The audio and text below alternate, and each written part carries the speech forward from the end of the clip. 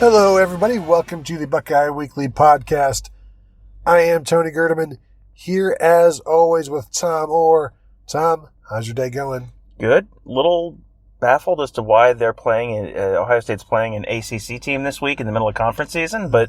Yeah, well, you know, the SEC does that when they play the FCS teams. So that's next week for Ohio State. They play an FCS team. This week is the ACC team. It's real confusing. Let's not talk about Rutgers just yet. Although, you know, we have not heard back from Rutgers on whether or not we have credentials for that game. Hope. We don't hear back. Fingers crossed. Maybe they'll cancel the game. No, we do need the content. So, as much as nobody wants to watch that game or see it, other than, of course, the Buckeye fans themselves. Although, really, like, what percentage do you think will turn the game off in the fourth quarter, like a spring game or something? I mean, you can probably just find faces of death online. Like, why would you? Watch the Rutgers game now. It's the same thing. Just watch the same thing in advance. Yeah, so, thank you all for joining us. This is following a Tuesday edition of Ryan Day, his press conference. We also spoke with Justin Fields and Jashon Cornell. And Mike Yurcich. Quarterback's coach, of course. And a pretty interesting day. It's the first time to talk to everybody in a couple of weeks because of the bye week. The topics ranged, pretty wide-ranging. Tom, let's start with the playoffs. The College Football Playoff Bowl comes out tonight. And it's a very big deal. It's a huge deal. Unless you ask anybody from Ohio State, because Ryan Day said it didn't matter. Justin Fields said he don't care. They can rank him 25 if they want. It doesn't matter. And yes, Tom, they're right? But yeah, I mean, you really don't have to care about the first poll because it really doesn't matter because a lot's going to happen between now and when there's only one of these that actually matters. Right. Everything else is just a TV show. Yes. And you should not invest a ton of emotional energy into it because it doesn't matter right now. They're right in that sense. It would matter if Ohio State was 25th. That would be a problem. I'm going to disagree with Justin Fields on that. But if Ohio State is 1 versus 4 versus 2, if Ohio State wins out, Ohio State is in the playoff. There are a maximum just because of the fact that there's 3 undefeated Big Ten teams left. And they are all going to play each other if they keep winning. Eventually, the regular season and conference championship weekend will end with at most 4 teams undefeated. And hey, there's 4 slots in the playoff. So if it works out like that would be fine. If Ohio State wins out and they are one of those undefeated teams, they're going to be in. So tonight I expect it to be like LSU 1, Ohio State 2, and then some semblance of Clemson, Alabama, Penn State at 5. What a crafty committee would do to show that, hey, we're hip, we realize everybody's good, is to put Penn State ahead of Alabama because then they can just jump Penn State with Alabama after this weekend's game. So, like, they can show, like, respect for Penn State and, yeah, we acknowledge the Big Ten. We know you're here. Mm-hmm. We got you ahead of Alabama. Yeah, you could put Penn State ahead of Clemson too, really. Absolutely. If you wanted to. 100%. The problem with that is it's harder than to jump Clemson until Penn State loses. But you could jump, like a win over Minnesota is not as impressive as a win over LSU, this weekend, in my opinion. Mm-hmm. But so I was thinking, they could just throw Penn State in the Big Ten a bone and maybe get people off their backs for a week. But then, we have to recognize this is the best win of it. If Alabama beats LSU, nobody has a win that good. Mm-hmm. And so you have to jump. Then the question is, does Alabama go from like wherever they are now all the way to number 1? No. Or does Ohio State go up 1? You don't put a question mark at the end of that sentence. You put a period. Alabama goes up to number 1.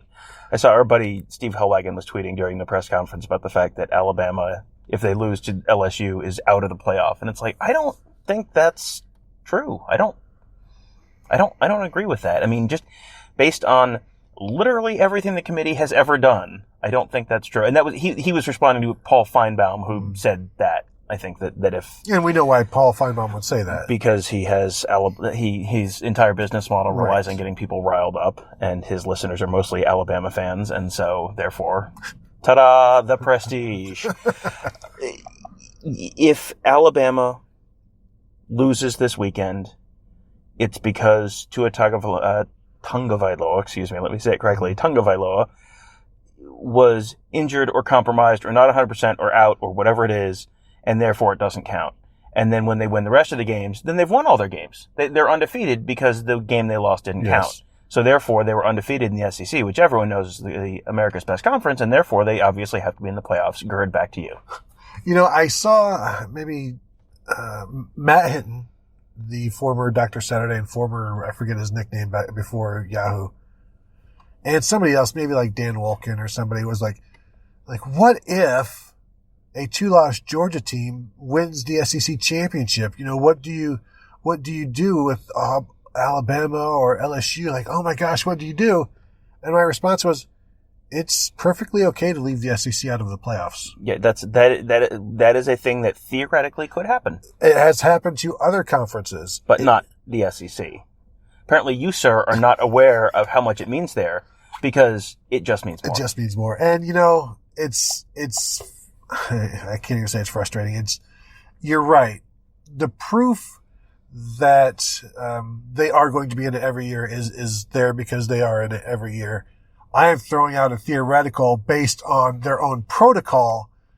But again, that protocol is, they say it's about conference championships, but this is only for when it comes down to choosing one team over another if they're close.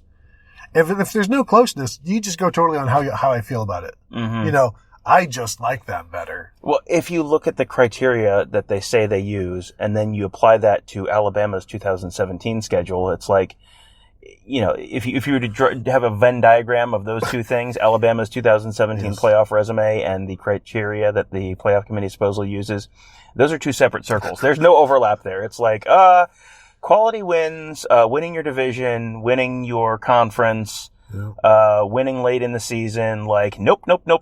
They had, I think, no top 15 wins, lost their last game, didn't win their division, didn't win the conference, and like, sure, go on in, go on in, and you go ahead and play in that. Their biggest win was Iowa 55-24 over Ohio State. Yeah, that's pretty much what it was. So we'll see that at like 9:30-ish tonight between two basketball games. It's like 9 o'clock, and then 9:30 I'll jump on the teleconference with the CFP committee and see what they're thinking this week and what they're applying this week, because that doesn't necessarily mean anything for next week, because it's interesting as this goes along, and I haven't really bothered doing it in the last couple of years because of the losses out west, you know. But to see it in the past, like 15 and 14 and 16, where week to week their reasoning does not always apply. And when you try to get them in a trap, which happens every few weeks, these are all politicians almost, you know, with their answers that, you know, things change and and we still like this, and every answer other than, would you care to admit that you were wrong previously? Oh, no. No. We have never been wrong. Well, see, they can't actually give the actual answer, which is that Nick Saban has their family tied up in a basement somewhere. So that's the actual answer. If history is any indication, I mean, come up with a year where that doesn't explain the playoff rankings. That's true. And I will say that's if you don't want Alabama winning at all, which we don't know if that's the case with the committee. If you put Ohio State in, Alabama's never won it when Ohio State has been in it. That's true. So that is a thing that is true. Only once is it because of Ohio State, but whatever. That's not here. Ohio State sent Clemson very rested into that 2016 national championship game. So boy, did they, and confident. Yeah. So that's the playoffs, and we'll talk about it more on Thursday, because there'll be something to talk about. Even though, not really. Yeah. It'll be interesting to see what the rankings are and compare them to the resumes of the teams, like the actual that's the only interesting objective resumes, and then sort of project forward, okay, if they keep thinking this way, which they won't. That's the thing. And that's the difficult part, and that's the part that, you know, gets a lot of people fired up, because, 2 weeks ago you said And now you're saying completely different. Stop living in the past, man. It's not. Let it go, man. So Ohio State has really had no interest, concerns, or any of it because, as Ryan Day has said all along, if you lose, it doesn't matter. And that's why he said a couple weeks back, that this is like it's March Madness right now is what they're in. They're in basically a tournament, and if you lose, you're done, and that's how they're viewing it. And if you lose either of these two next games, I don't care if it's by 1 point. That might be that would be the worst loss of any contenders in the nation, and it would be hard to come back from a loss to Tom, the R word. Mm-hmm. So we won't even mention that. But this is November. November is for contenders. And Ryan Day said his message to his team this week was, "Congratulations, you're relevant in November." Yeah, that's as congratulatory as things get around here this week. Which is, I mean, you know what? That's fine because that you don't want people saying, putting on the big foam fingers and all that. Like, it doesn't matter. It really doesn't matter where you are. You just have to not be eliminated at this point of the season. And Ohio State has not been eliminated at this point in the season. So no, and it probably won't be this week. I don't even know what the line is up to. Is it 44 yet? It wasn't 43. 44 is where I saw it last. Oh, God. The line for Maryland, this is the better of the next two games, and the line is bigger than the line was for the Miami game. Yeah, that's Miami of Ohio, just to be clear, not Miami. Although they'd probably be like, 28, 31 point favorite against Miami of Florida. Maybe one day we'll see that, but probably not likely because the Hurricanes are a mess. Tom, well, we'll talk about Florida State real quick with Willie Taggart. Do you think Urban Meyer's going to take that job? Yeah, I'm going to guess that's probably not going to be what happens. Okay. I put this on Twitter. Yes. But okay. Can we have some real talk for a minute?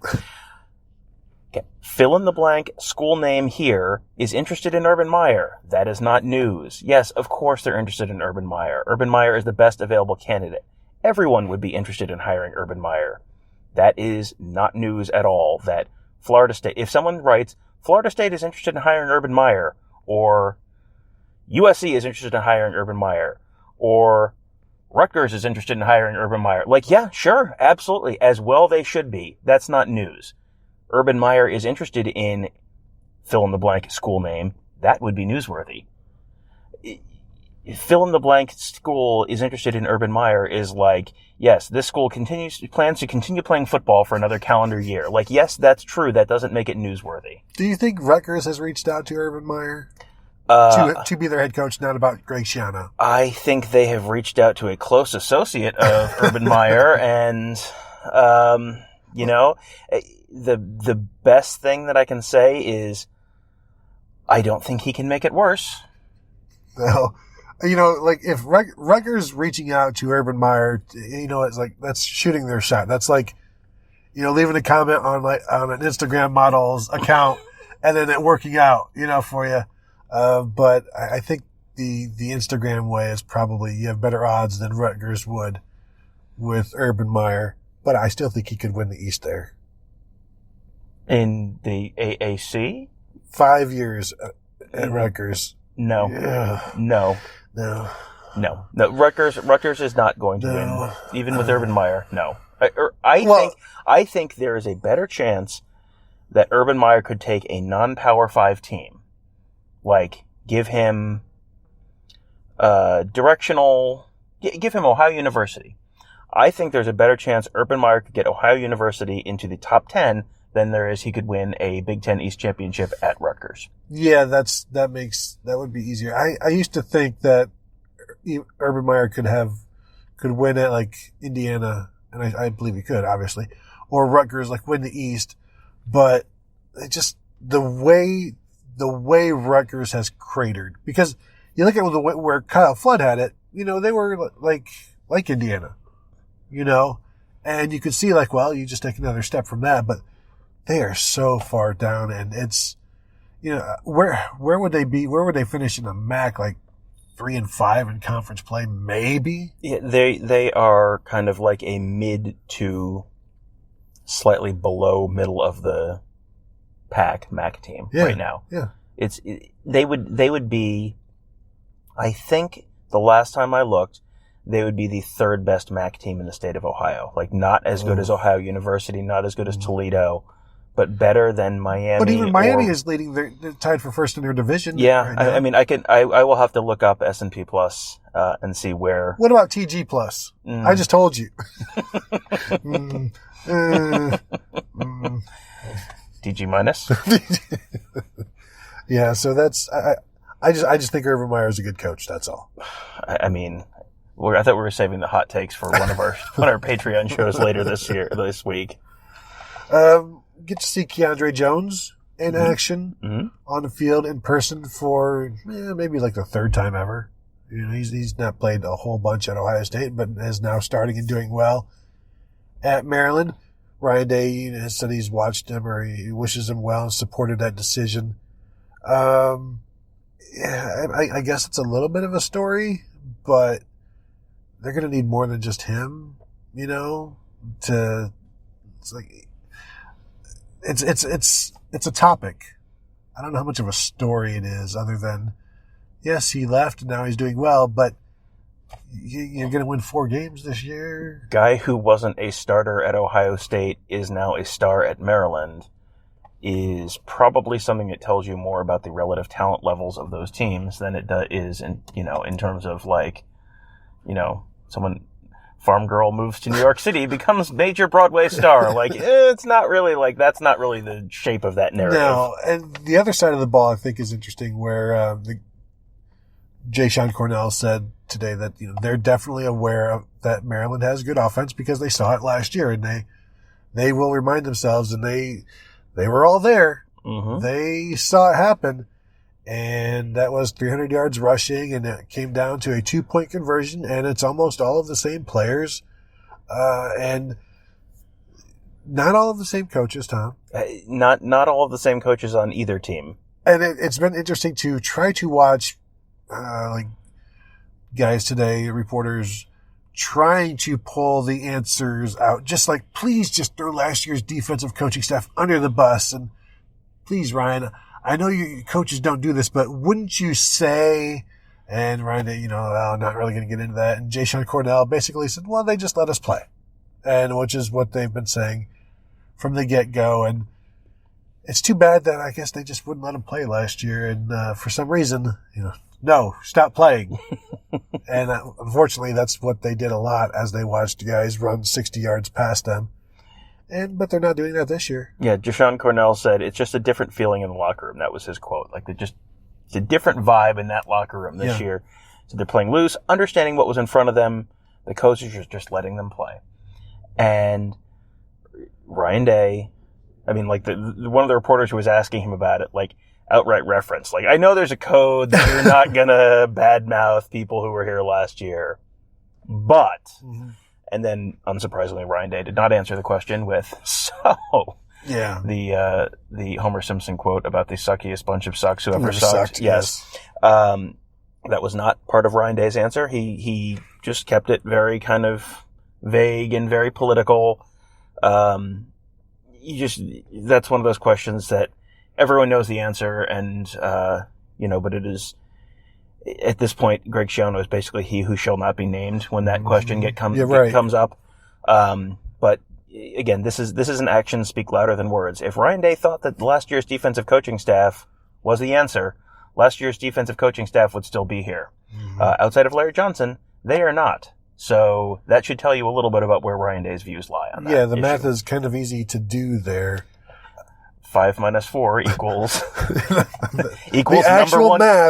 number one defense. There you go. It is very easy to do.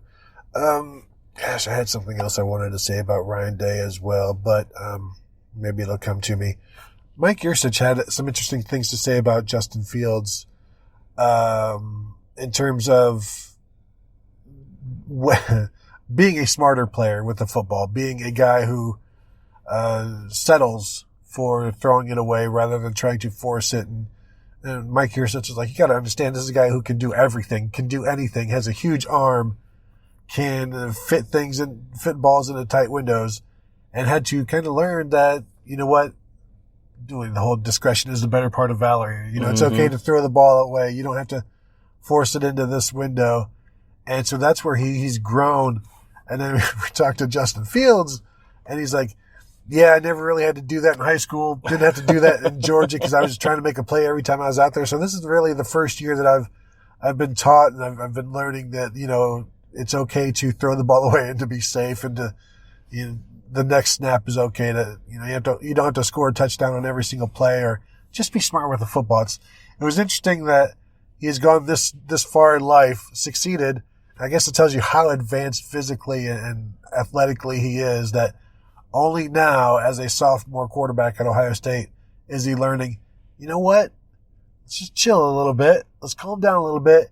And it's okay to throw the ball away. And it's okay to be smart with the ball. Well, I think it's a profound statement about the quality of Georgia high school football and also the SEC East, that it took him coming into a league with teams like Maryland and Rutgers to understand, like, hey, this isn't the SEC anymore. You're playing big boy football now.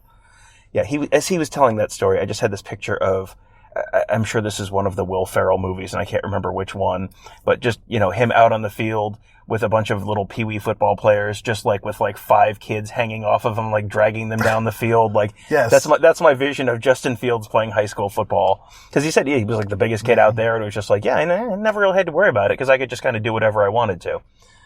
Now you're occasionally playing teams that can stop you. He hasn't been completely stopped at any point this year, but he's been Miami controlled. I mean, for one play when J.K. Dobbins didn't pick up a blitz on his blind side. Yes, I'm just saying. There have been like drives here and there where they weren't able to do whatever they wanted to, but for the most part, he's had a pretty good. He's not completely blown up statistically, but he's been very good, very solid, and very responsible with the football. I mean, you go back and he still has one turnover, one interception this year. Yeah, one interception this year. A couple fumbles. I mean, he's been very, very good with the ball, which is what they want. I mean, when you have a talent advantage like Ohio State has on offense against basically whoever you're playing, all you got to do is take care of the football, and that talent advantage is probably going to win out. What I wanted to say earlier, you mentioned, or Jashon Cornell mentioned that they're having more fun or whatever, and they have more fun in the locker rooms afterwards. And tell me if this is how you feel, because you watch old clips, from the last few years of Urban Meyer in the locker rooms, and it feels kind of like manufactured, like he's done this year after year after year, and it's not off the cuff. Right. Ryan Day, this is kind of his first time doing these things. Mm-hmm. And so it is all, it's more believable. It's natural. And I'm sure it was that way with Urban Meyer at Bowling Green and Utah. But then as you begin, like, this is what worked. This is what works. And so now you become, you're copying yourself. You're mimicking yourself, even though you're still giving the same message. But Ryan Day, doing this as he's doing it, and the locker room, they love the locker room now. It's different, and post games are different. They're having more fun, and it feels like just a more, natural isn't quite the word, but it's not as maybe forced or mechanical as it has been in the past. Well, I mean, Urban Meyer, it wasn't just that he's done it for 15 years or whatever over the, number of different schools. He'd been at Ohio State for 7 years. Yeah. So, in 2012, 2013, 2014, that probably all felt very new and fresh. And then when you're hearing it for the 5th time, like, when I needed you the most, you gave me your very best. How many times did we hear that? Right. How many times did we hear that just in, like, hype trailer videos? Yeah. Like, you just heard that constantly. And it's like, at some point, like, all right, you start tuning it out because you heard it before. Right. New dad has come in, and new dad has a jet ski. So new dad's pretty fun. And new dad is beating teams by 35 points every week. Like, they haven't dragged yet at some point. And, I don't want to ruin this for anyone, but at some point, Ohio State's going to have a suboptimal performance. At some point in the next 3 to 5 years, they may not have a 2-3 score lead on a team at halftime. Like, it's a possibility. I'm just saying it's something just to think about as a possibility in the next 3 to 5 years. So, it's possible that Ryan Day is not going to be a massive upgrade on one of the greatest college football coaches ever in the history of the universe. You saying Ryan Day can't hit a curveball? It's possible. I'm saying that, look, maybe Kyle Schwarber isn't a shortstop. Like, I don't know. I don't know. I'm too close to your Cubs fan heart. I don't know. Sorry. Yeah, I mean, eventually they're going to play a game where it's a little closer, and then, that's when you really find out about a locker room. Like, when you're just beating everyone by 30 points every week, like, yeah, of course it's fun. Guess what? Yep. It's fun because you're murdering everyone. Like, it's when they lose a game, it is fun to murder people. That was GERD, Police Officers Union of America. At some point, there are going to be challenges. At some point, they will lose a game, whether it's this year, next year, the year after, whenever. It will probably happen at some point. They will probably not beat Oklahoma's 47-game NCAA record winning streak. If they do, then it'll happen 4 years from now. But at some point, they're going to lose a game. Like, and at that point, like, how does the locker room respond to that? Because they've sort of faced adversity. Like, I'm making adversity with, like, air quotes here. Like, well, adversity is they were up by 3 points before halftime against Wisconsin, or up by 3 points early in the third quarter against Wisconsin at home. Like, I mean, compared to the rest of the year, like, that was like, oh man, it's getting real. Compared to being down 2 scores against Penn State a couple of years ago at home, or 2 scores against Penn State last year in Happy Valley, like, that's adversity. They haven't faced that yet.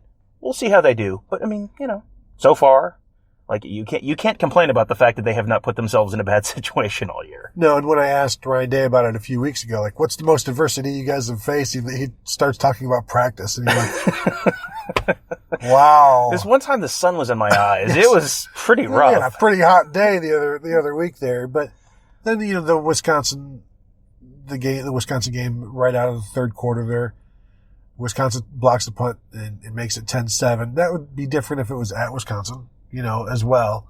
But this is in Columbus. And then Ohio State responds with 4 straight touchdown drives. So in what little adversity they have had, they responded measurably well with 4 touchdowns. I mean, you can measure it because you just put a number on it. Thank you. But in a way that you could only hope that your team would. And so maybe that makes them think that if they are ever struggling, and I guarantee you it's going to happen in the Michigan game. I'm just saying something just because, it's not going to be as easy. 62-39 feels easy after the fact, but yeah, when something is going to happen. Well, when Demario McCall fumbled that punt or the kickoff right before halftime, and all of a sudden it was a 1-score game and they dominated the whole half. It was like, oh man. Something will happen where there's going to be some adversity, but the way maybe the best thing about Ryan Day, other than the fact that he listens to the show, is the way he has his team focused every single week.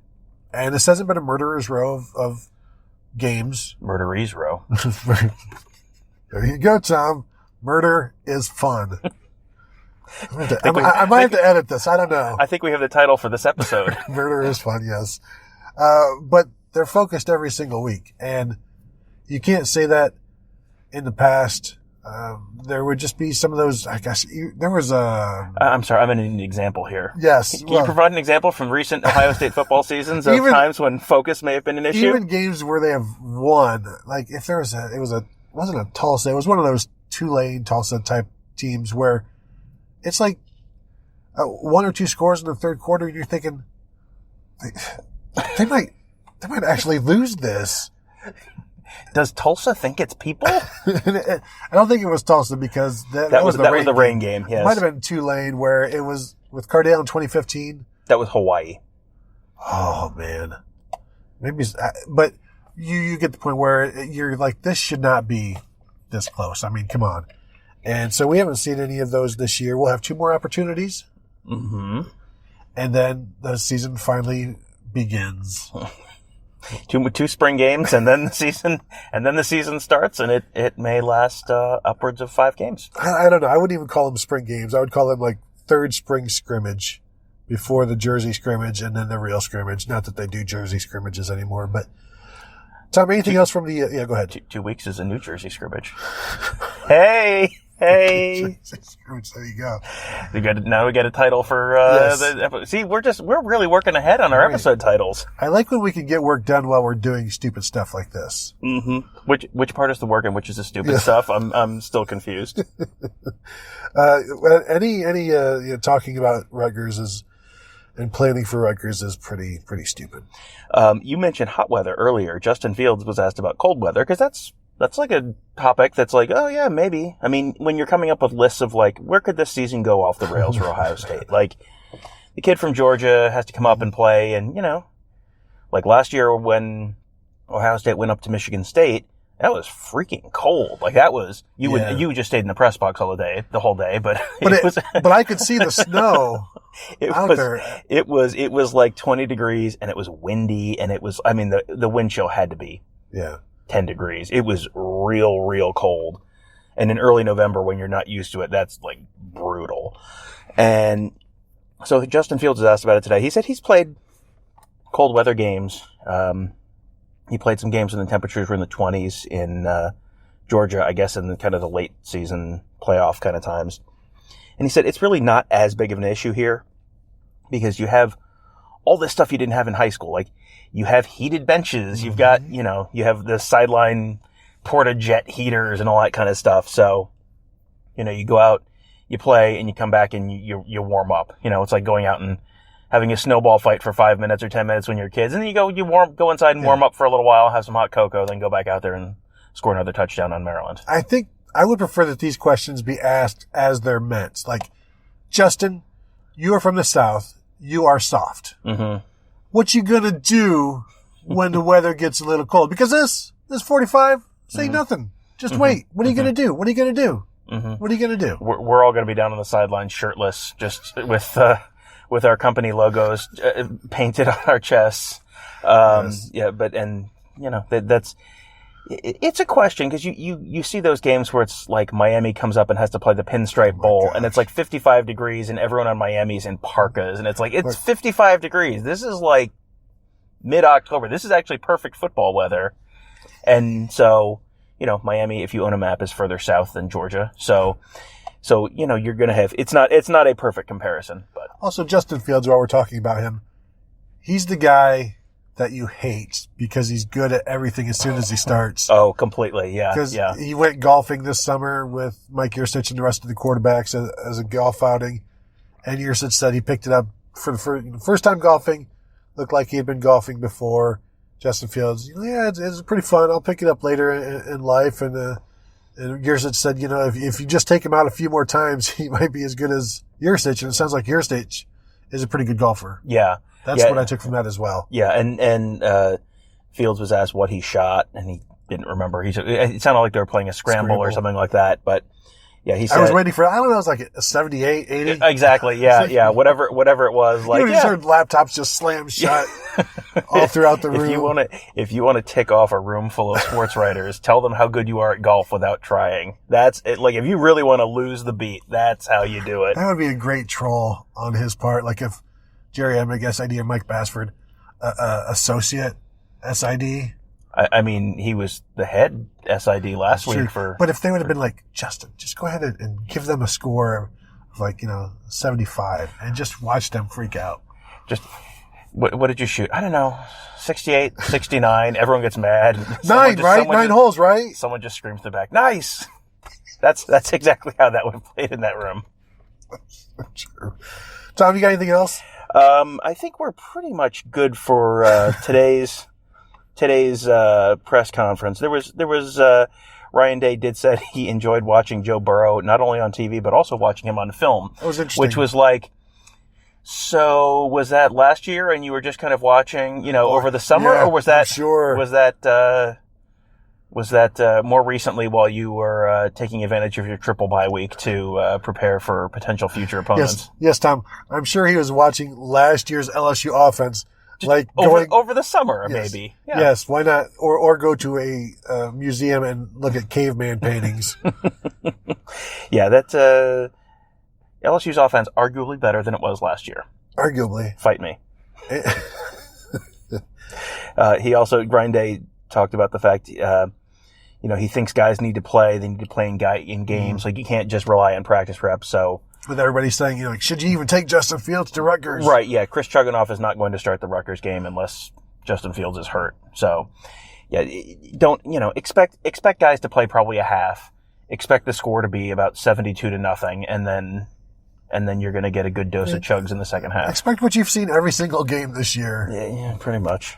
And then it'll be fine. It'll be fun. You're enjoying it so far. One thing, talking about enjoying it, you can always kind of tell the vibe around the program based on the questions that get asked during press conferences. Like a lot, earlier in the year when they were going to Nebraska and the vibe around the program was kind of like, oh, so which Big Ten West game are they going to blow it? Like there were a lot of questions about that were sort of hinting around, so which game are you guys going to blow it this year? This week, the questions were all about fun. Like, are you guys having fun? How do you ensure the players are having fun? Is this a fun season? Like, there was a lot of that. Yeah. And, you look around and it's like, yeah, well, this is, I would imagine this is a good bit of fun to just be doing this every week. And, as a team, they certainly are hoping they can keep that up and maintain that focus. But, Ryan Day talked about the fact that there's different kinds of fun. Like during the summer, they'll goof around and have players dancing and all that kind of stuff. He said during the season, it's not that kind of goofy, quirky kind of fun. Winning is fun. Winning is fun. And the fact that winning is fun keeps guys coming in. They want to come back in. They want to spend more time in the WAC. They want to keep focused. They want to keep doing the stuff that has gotten them there. If you can really keep that and maintain that focus, that becomes a real self-perpetuating thing. You need to keep that going every week. You can't have a week off where they go, well, that was fun. It also is fun. Let's play the Big Buck Hunter video game for 40 hours a week instead of and just in case anyone's wondering, they do have a Big Buck Hunter video game in the Players Lounge. Pop a shot, got a couple of other things, got a pool table. It is interesting that Ryan Day is asking them to do exactly what Urban Meyer wanted them to do and got them to do on most occasions, but is doing it in a different manner and getting the same, if not improved, results through his own way of doing it. And this is Urban Meyer would keep a folder of every year of what worked, what didn't. And right now with Ryan Day, his folder has a lot of hits in it. Mm-hmm. And you just keep building on that. Because, this whole coaching thing seems pretty easy for him. The first year, there are guys who are not ready to be head coaches and the first year is real rocky. And there's guys who are ready to be head coaches and the first year looks real good. Because they're ready and all their ideas are new and so it's all kind of new and exciting. Ryan Day is definitely in that category. The challenge for those kind of coaches is, okay, then maintain that for several levels. Maintain that after your hand-picked offensive and defensive coordinators go get head coaching jobs somewhere else. That was something that Urban Meyer struggled with. Said his name real weirdly there. Urban Meyer. I don't know why. Put the emphasis on the wrong syllable. Yes. That's something that Urban Meyer struggled with because it's like, okay, Tom Herman's gone, and now what? Uh-oh. Things went badly. Oh, man. Chris Ash has left. Oh, this is going badly for everyone. So he needs to start asking for 4-year agreements instead of 2-year bull crap. Mm-hmm. Or just why did you reverse the locks on my office? Well, I can't get out of here. Ryan. Yeah, there's a challenge there, but right now, that's. I think it's safe to say Ryan Day may have been ready to run his own major college football program. I think it may not be too soon to say that. Well, we'll see. I'm still not sold. It's only 8 games, 9 games, 11 games. Let's see if he can pass the Loxley test. Exactly. Because if you can't, Tom, if you cannot. I got to tell you, if they lose to Maryland this week, I'm going to have questions about the Ohio State football program I do not have right now. Right. Maybe they're having too much fun. Maybe. Or maybe they're not good enough at Big Buck Hunter. Or maybe they Maybe you shouldn't have 17 guys on a team who have made 400 straight Pop-A-Shot shots. You know? Maybe Chris Holtman should do that. There you go. All right, Tom, you got anything else? I think now we have picked the bones of this press conference clean. All right, and we'll pick the bones of the next press conferences clean as well, because we're like maggots. We'll workshop Vultures? that. We'll workshop that. I will take that out. All right. Thank you, everybody, for listening. Make sure to check the rest of the shows on the Ozone Radio Network with the Buckeye Sleepcast on Mondays and Fridays and Silver Bullets on Tuesdays and us on Wednesdays, Tuesdays, Thursdays, Fridays, Saturdays. We'll be Tuesday night, Thursday, afternoon, evening, and Saturday postgame this week. And then for our Patreon supporters, we will also have a bonus show probably Wednesday and Friday. And so shoot for Wednesday and Friday, yes. So if you are interested in those Patreon bonus shows, you can sign up at patreon.com/Buckeye Weekly, and it starts at $5 a month, and you'll get, we'll usually aim for a bonus show or two pretty much every week during the season. Mm-hmm. And hey, there's some interesting weeks coming up. Not immediately, but after that, after the weeks that are not interesting, there's some real interesting weeks coming up when we'll probably have not immediately a whole lot of content coming. So. Yeah. So thank you all for listening, and we will catch you later.